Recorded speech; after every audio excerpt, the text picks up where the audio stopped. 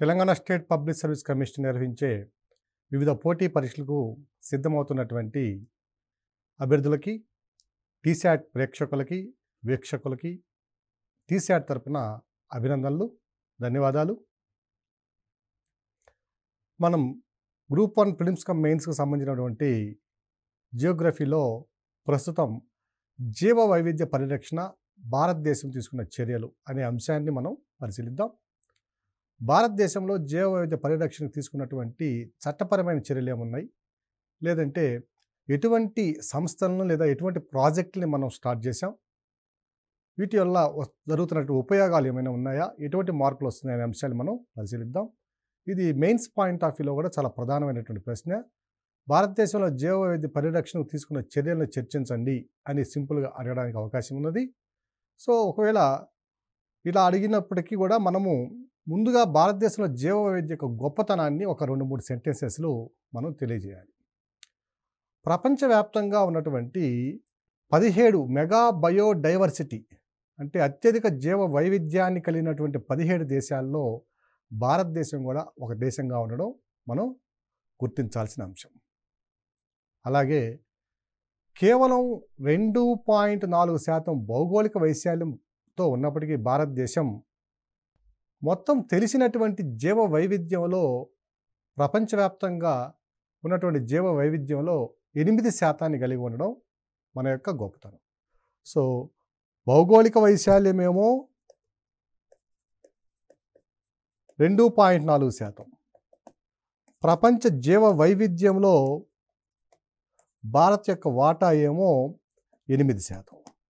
So ఈ విధంగా జీవ వైవిధ్యం కలిగి ఉండి ఆసియాటిక్ లైన్స్ కన్నా అలాగే కొన్ని రకాలైనటువంటి సరీసృపాలు, క్షీరదాలు, పక్షులు, వివిధ రకాలైనటువంటి వృక్షాలు, జీవజాతులు, అలా కొన్ని వందల వేల రకాలను కలిగినటువంటి జీవజాతులను కలిగినటువంటి దేశంగా భారతదేశం కీర్తి గడించింది. ఫ్లవరింగ్ ప్లాంట్స్ అంటే పుష్పించే జాతులను కనుక మనం పరిశీలించినట్లయితే భారతదేశంలో పుష్పించే జాతుల యొక్క మొత్తము సంఖ్య ఎంత అంటే 17,500 స్పీసెస్ అన్ని జాతులు ఉన్నాయి. 17,500 స్పీసెస్తో. అలాగే మమ్మల్స్ కనుక తీసుకున్నామంటే అంటే క్షీరదాలు, పాలిచ్చి పెంచేవి, వీటితో కనుక తీసుకున్నామంటే ఇవి దాదాపుగా 350 స్పీసెస్తో ప్రపంచంలోనే మనము 10వ స్థానంలో ఉన్నాం.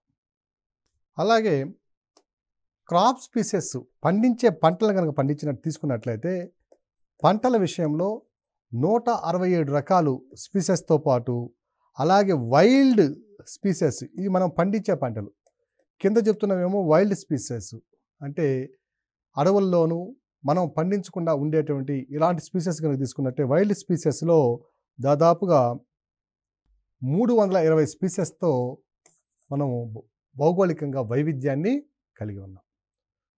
వీటితో పాటుగా వైల్డ్ లైఫ్ యానిమల్స్ని కనుక తీసుకున్నట్లయితే ప్రపంచవ్యాప్తంగా ఉన్నటువంటి వైల్డ్ లైఫ్ యానిమల్స్లో మనము 10వ స్థానంలో ఉన్నాం.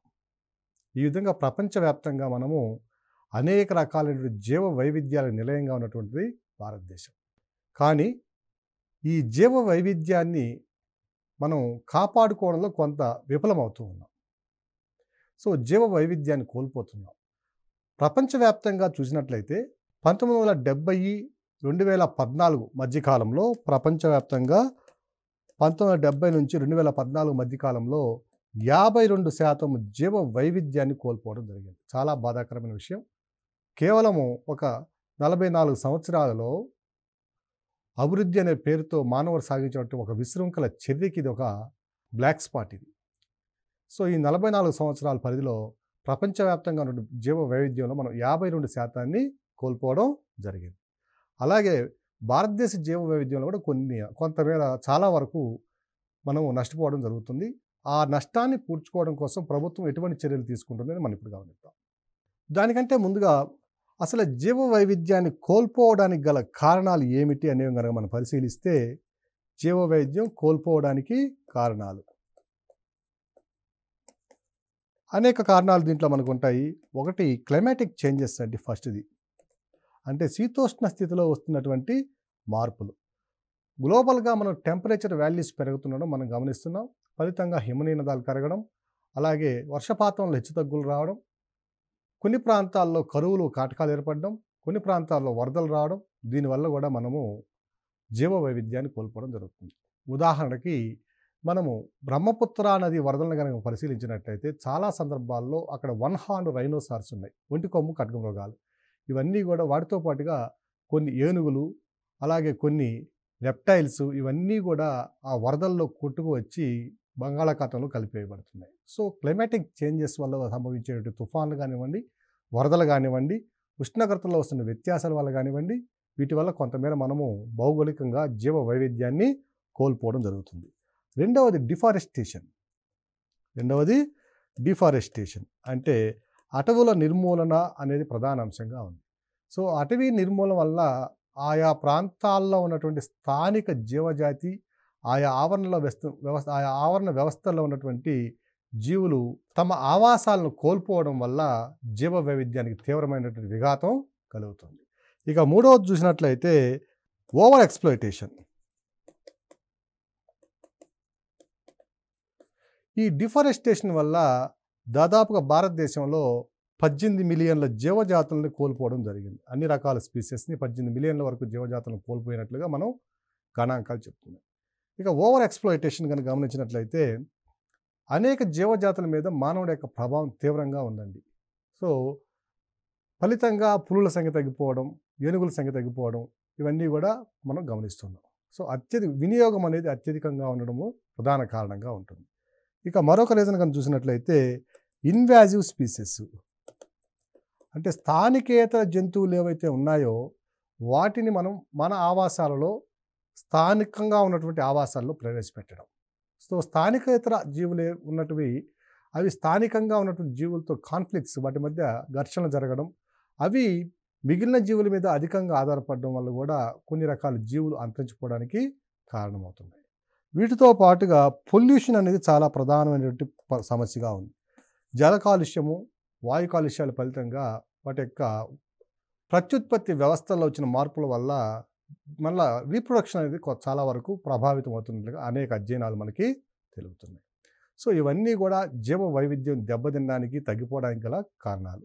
వీటితో పాటుగా వైల్డ్ లైఫ్ కన్జర్వేషన్ మెజర్స్ భారతదేశంలో ఏం తీసుకున్నారనేది పరిశీలిస్తే wild life conservation in India, ఇవి ఎస్ఏ క్వశ్చన్కి అంటే డిస్క్రిప్టివ్ క్వశ్చన్కి రావడానికి అవకాశం ఉన్నటువంటి ప్రశ్న ఇది. అభ్యర్థులు కొంచెం జాగ్రత్తగా కాన్సన్ట్రేట్ చేయండి. వైల్డ్ లైఫ్ కన్జర్వేషన్ ఇండియా మొట్టమొదటి చట్టం కనుక చూసినట్లయితే వైల్డ్ లైఫ్ ప్రొటెక్షన్ యాక్ట్ 1972 ఓకేనా. వన్యమృగ సంరక్షణ చట్టం ఇది, వన్యమృగ సంరక్షణ చట్టం. ఈ చట్టం ప్రకారం ఏమవుతుందంటే ఇల్లీగల్ ట్రేడు అంటే వన్యమృగ చట్టంలో సూచించబడినటువంటి ఏ జీవజాతులు ఉన్నాయో వాటిని చంపడం, వాటిని బంధించడం, వాటి వినోదాలకి వాడుకోవడం, అలాగే వాటిని ఇల్లీగల్గా అంటే ట్రేడ్ చేయడం, ఇవన్నీ కూడా నిరోధించబడినాయి. వీటితో పాటుగా జీవ వైవిధ్య పరిరక్షణ తీసుకోవాల్సిన చర్యలను కూడా ఈ చట్టంలో తెలుపబడినాయి. దీన్ని 2003లో అమెండ్ చేయడం జరిగింది, సవరణ జరగడం జరిగింది.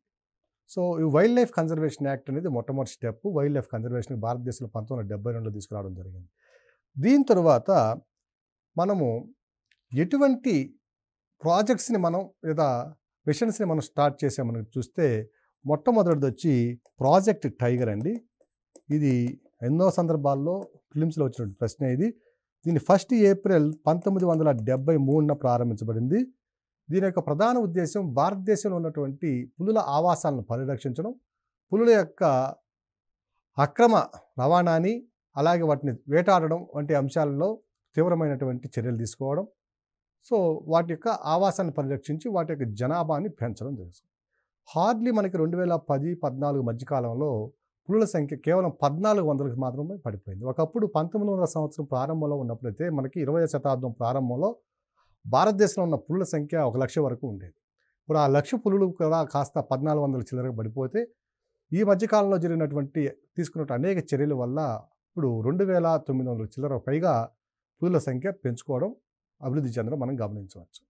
సో ఈ పులుల సంరక్షణ చట్టం కింద దాదాపుగా 50 టైగర్ రిజర్వ్స్ని ఏర్పాటు చేయడం జరిగింది.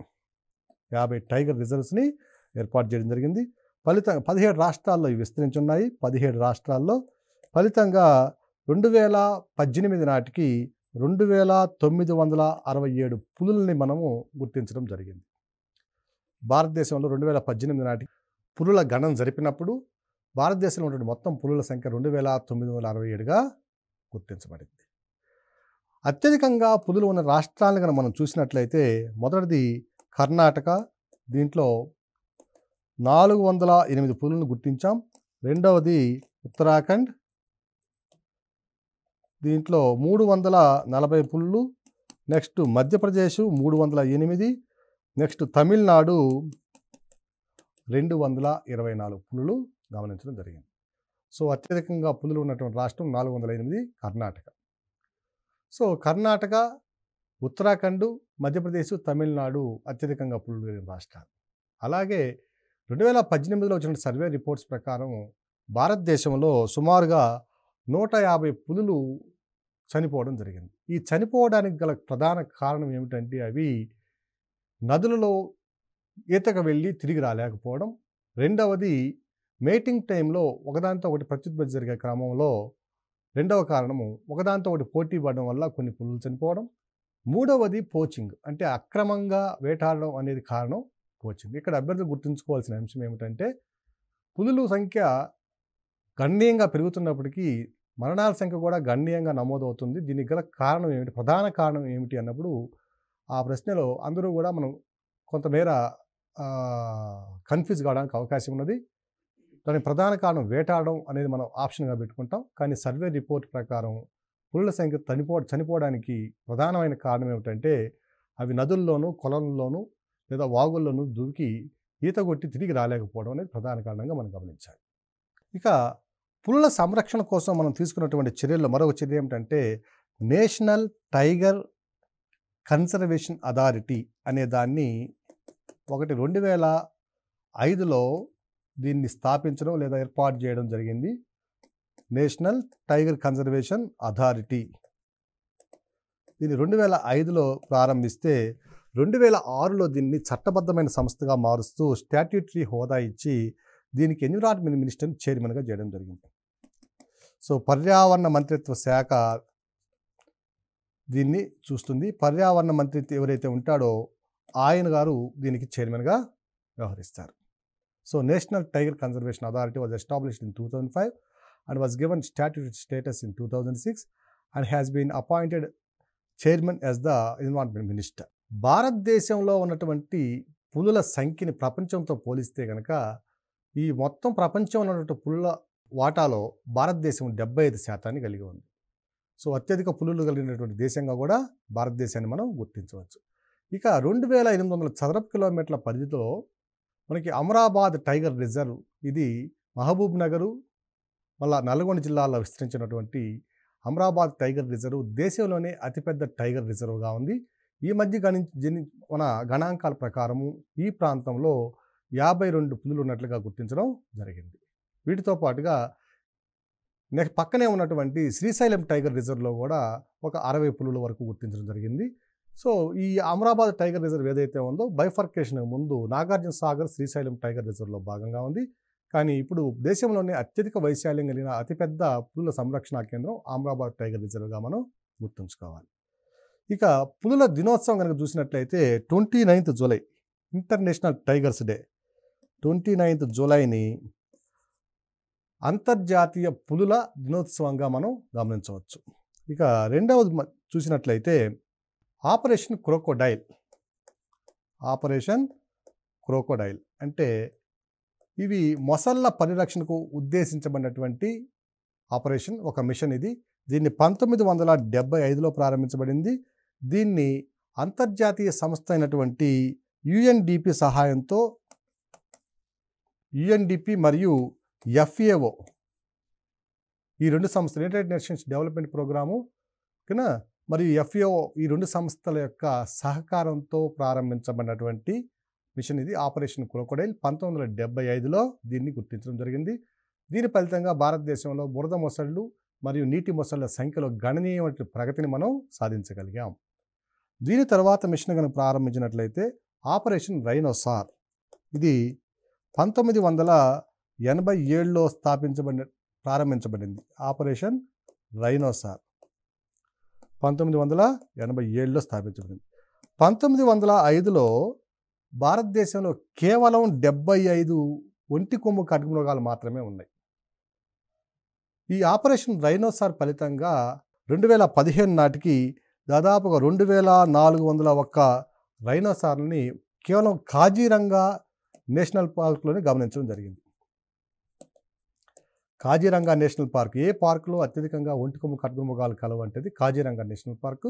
సో 2018 ఆ ప్రాంతానికే కాజీరంగా నేషనల్ పార్క్లో 2401 ఖడ్గమృగాలను మనం గుర్తించడం జరిగింది.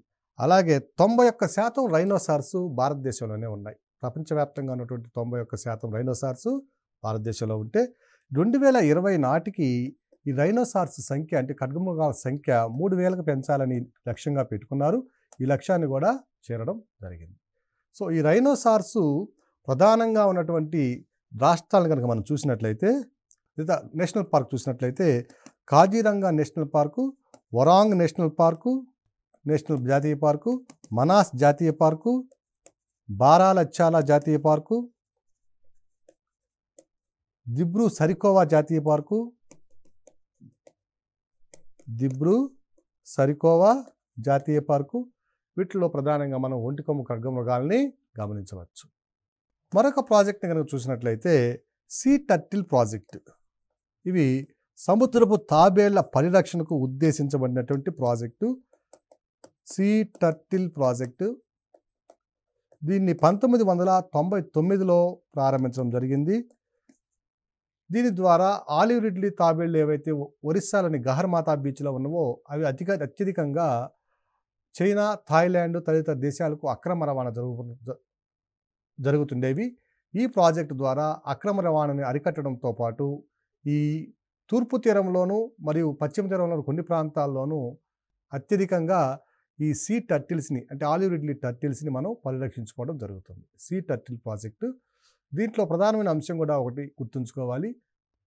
టాటా గ్రూప్ వారు ఇందులో ఒక ప్రైవేట్ సంస్థ దీంట్లో భాగస్వామిగా ఉండి ఈ సీ టర్టిల్ ప్రాజెక్ట్ని యొక్క పరిరక్షణలో ప్రధాన పాత్ర పోషిస్తున్నారు. దీని తర్వాత చూసినట్లయితే మరొక ప్రాజెక్ట్ని కనుక చూసినట్లయితే operation elephant or project elephant అంటాం దీన్నే, ప్రాజెక్ట్ ఎలిఫెంట్. దీన్ని 1992లో ప్రారంభించడం జరిగింది. భారతదేశంలో అత్యధికంగా మనం ఏనుగులని ఈశాన్య రాష్ట్రాల్లోనూ, పశ్చిమ కనుమల యొక్క తూర్పు కనుమల యొక్క సంగమం ప్రాంతం, రెండు కలిసే ప్రాంతమైనటువంటి తమిళనాడు, కోయంబత్తూరు, కేరళ ఈ ప్రాంతాల్లో మనం గమనించవచ్చు. ఈ ఆపరేషన్ ప్రాజెక్ట్ ఎలిఫెంట్ అనేది దీన్ని ప్రారంభించడానికి ప్రధాన కారణం ఏమిటంటే సైట్స్ అంటే convention on international trade of endangered species.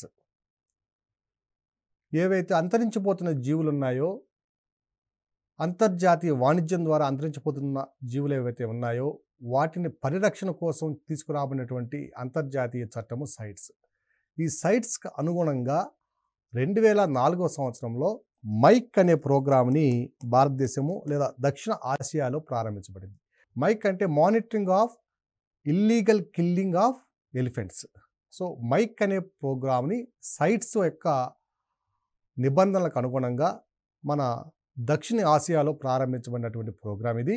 దీని ద్వారా అసలు ఏనుగులు వేటాడబడ్డానికి గల కారణాలు ఏమిటి, ఈ వేటాడబడినటువంటి ఏనుగుల నుంచి ఏ ఏ భాగాలను సేకరిస్తున్నారు, అవి ఎక్కువగా ఎక్కడికి మనం ఇల్లీగల్గా స్మగ్లింగ్ చేస్తున్నాం, తదితర అంశాలని పరిశీలించి అందుకు బాధ్యులైన వారిని కఠినంగా శిక్షించి అటువంటి అవకాశానికి గల కారణాలను కూడా మూల స్థాయిలో, ప్రాథమిక స్థాయిలో వాటికి ఉన్నటువంటి అవకాశాలన్నింటినీ కూడా నిర్మూలించడం ఇందులో భాగంగా మనం గమనించవచ్చు.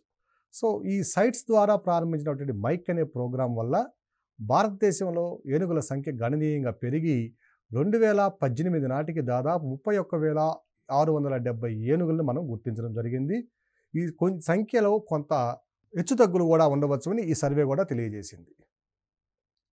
సుమారుగా 31,600 చిల్లర పైగా మనం ఏనుగుల్ని గుర్తించడం జరిగింది. Project elephant. ఇక భారతదేశంలో ఉన్నటువంటి మైక్ సైట్స్ని కనుక మనం పరిశీలించినట్లయితే ప్రధానంగా వీటిలో వైనాడు కేరళ,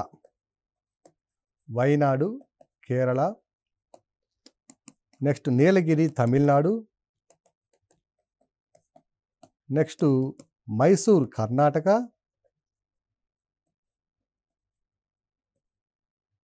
మయూర్భంజ్ ఒడిశా,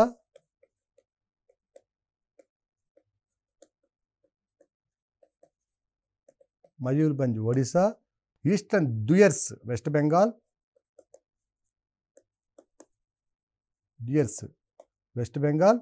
దీని తర్వాత గారో హిల్స్ మేఘాలయ, దీని తర్వాత చిరాంగ్ రిపు అస్సాం, వీటి తర్వాత శివాలిక్స్ ఉత్తరాఖండ్, దాంతోపాటుగా దియోమలి DEOMALI అరుణాచల్ ప్రదేశ్. సో ఇవి భారతదేశంలో ఉన్నటువంటి మైక్ సైట్స్. సో మైక్ కార్యక్రమం ద్వారా భారతదేశంలో ఏనుగుల యొక్క సంరక్షణ చర్యలు చాలా పటిష్టవంతంగా జరిగి గణనీయంగా వీటి యొక్క పాపులేషన్ పెరగడం కూడా మనం గమనించవచ్చు. Next programme project snow leopard 2009. ఇది ఈ మధ్యకాలంలో యూపీఎస్సి నిర్వహించినటువంటి సివిల్ సర్వీసెస్ కాకుండా ఈ ఫారెస్ట్ సర్వీసెస్ నిర్వహించినట్టు ఆ ఎగ్జామ్లో ఇవ్వబడినటువంటి ప్రశ్న ఇది. ప్రాజెక్ట్ స్నో లియోపార్డ్ దీన్ని 2009లో ప్రారంభించారు.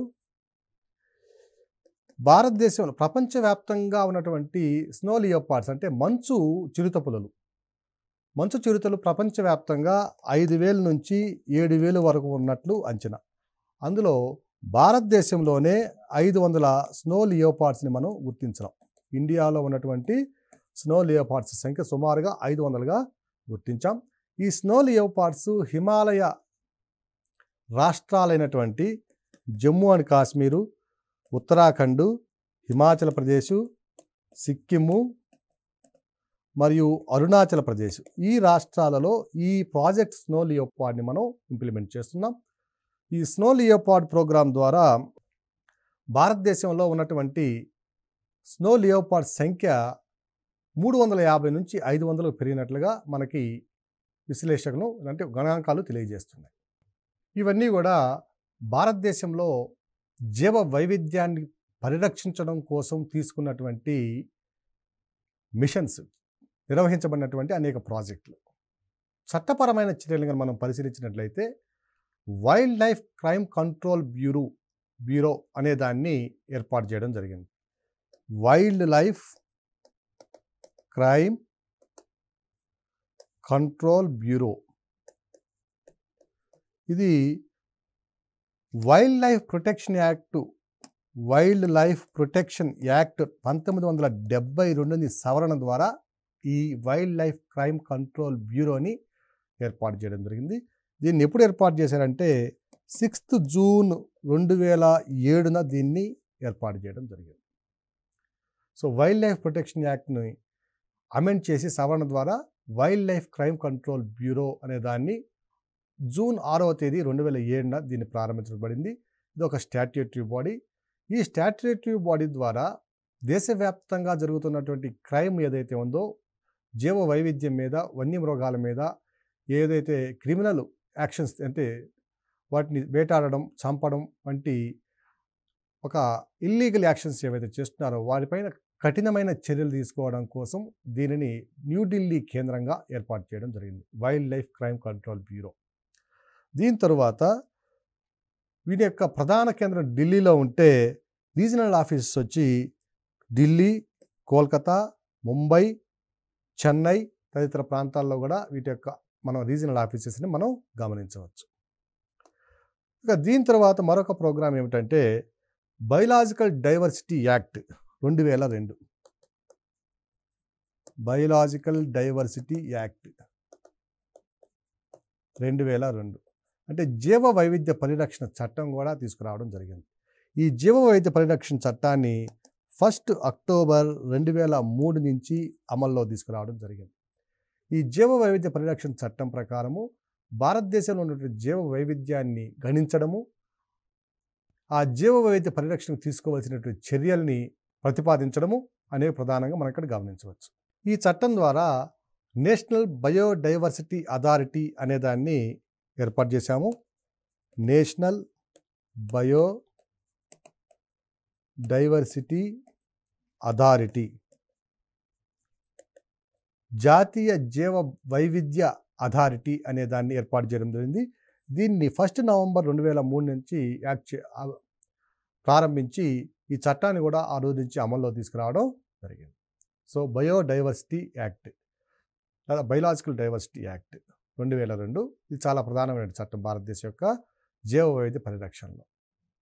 ఈ చట్టంలోని సెక్షన్ 37 ప్రకారము ఆయా రాష్ట్ర ప్రభుత్వాలు, ఆయా ప్రాంతాల్లోని స్థానిక ప్రభుత్వాలు లేదా స్థానిక సంస్థలతో కలిసి ఏదేని భౌగోళిక ప్రాంతం జీవ వైవిధ్య పరిరక్షణ కోసం ఉద్దేశించబడిందో, ఒకవేళ జీవ వైవిధ్య పరిరక్షణకు జరుగుతున్నటువంటి ఏమైనా విఘాతం ఉందో ఆయా విఘాతాల నుంచి రక్షించేందుకు రాష్ట్ర ప్రభుత్వాలు ఆయా స్థానిక ప్రభుత్వాలతో కలిసి ఆయా ప్రాంతాలని జీవ వైవిధ్య పరిరక్షణ ప్రాంతాలుగా ప్రకటించడానికి కూడా అవకాశం కల్పించింది. సో ఈ విధంగా జీవ వైవిధ్య పరిరక్షణకు భారతదేశంలో అనేక మిషన్స్ లేదా ప్రాజెక్ట్స్తో పాటుగా వివిధ రకాల చట్టాలను తీసుకురావడం ద్వారా జీవ వైవిధ్య పరిరక్షణ అనేది గణనీయమైనటువంటి ప్రగతిని చోటు చేసుకుందని చెప్పడంలో సందేహం లేదు. వీటితో పాటుగా జీవ వైవిధ్య పరిరక్షణ కొరకు భారతదేశంలో నేషనల్ పార్కులు, వైల్డ్ లైఫ్ శాంక్చురీసు, అలాగే బయోస్పియర్ రిజర్వ్స్, రిజర్వ్ ఫారెస్ట్లు ఇలాంటి అనేక రకాలైనటువంటి అడ్మినిస్ట్రేటివ్ మెజర్స్ తీసుకోవడం కూడా జరిగింది. వీటన్నిటి గురించి మరొక సెషన్లో వీటి గురించి పూర్తి స్థాయిలో చర్చిద్దాం. ఈ చట్టాలను పటిష్టంగా అమలుపరచడంతో పాటు భారతదేశంలోని జీవ వైవిధ్య ప్రాముఖ్యం ఉన్నటువంటి అనేక ప్రాంతాలను గుర్తించి భారత ప్రభుత్వం వాటిని బయోలాజికల్ రిజర్వ్స్గా అంటే బయోస్పియర్ రిజర్వ్స్ గాను, వైల్డ్ లైఫ్ శాంక్చురీస్ గాను, నేషనల్ పార్కులు గాను మరియు రిజర్వ్ ఫారెస్ట్ ఏరియాలుగాను గుర్తించి జీవ వైవిధ్య పరిరక్షణకు తీసుకుంటున్న చర్యల ఫలితంగా ఈరోజు గణనీయమైన ప్రగతి చోటు చేసుకుందని చెప్పడంలో ఎటువంటి సందేహము లేదు.